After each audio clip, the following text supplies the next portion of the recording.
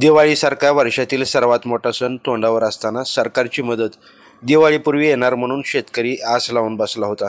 परंतु ऑनलाईन पंचनामे आणि KYC सर्व्हर डाऊन असल्यामुळे महापूर बाधित शेतकरी मदतीपासून वंचित राहत आहेत. पंढरपूर तालुक्यातील 2600 शेतकऱ्यांना KYC न केल्यामुळे मदत मिळत नाही आणि KYC करायला गेलं तर सर्व्हर डाऊन आहे. त्यामुळे शेतकरी हातात कागदपत्र घेऊन ऑनलाईन सेंटरची उंबरे झिजवत आहेत. त्यामुळे शेतकऱ्यांची अवस्था भेक नको पण कुत्रावर अशी झाली आहे.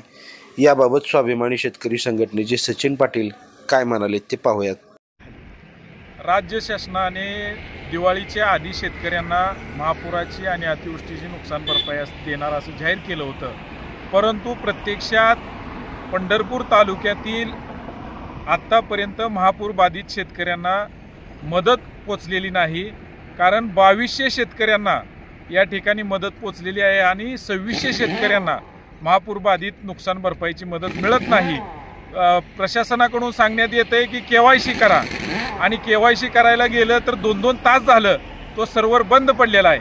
म्हणजे शेतकऱ्याची अवस्था, एकतर शेतात नुकसान झालेलं आहे, दुसरं कागदपत्र घेऊन त्या ऑनलाईन सेंटरला बसावं लागतंय आणि सरकार तर मोठ्या मोठ्या घोषणा करतंय.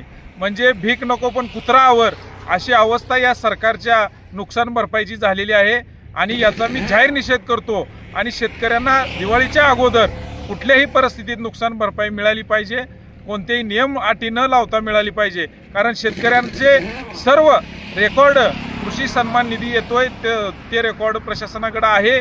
शेतकऱ्याला विनाकारण या KYCच्या ह्याच्या आडून सरकार वेटीस धरत आहे आणि एका बाजूला मदत दिली म्हणताय, दुसऱ्या बाजूला सर्व्हर बंद करताय. अशी दुटप्पी भूमिका घेतली तर येणाऱ्या काळात शेतकऱ्यांच्या रोषाला या सरकारला सामोरं जावं लागेल, याची नोंद घ्यावी.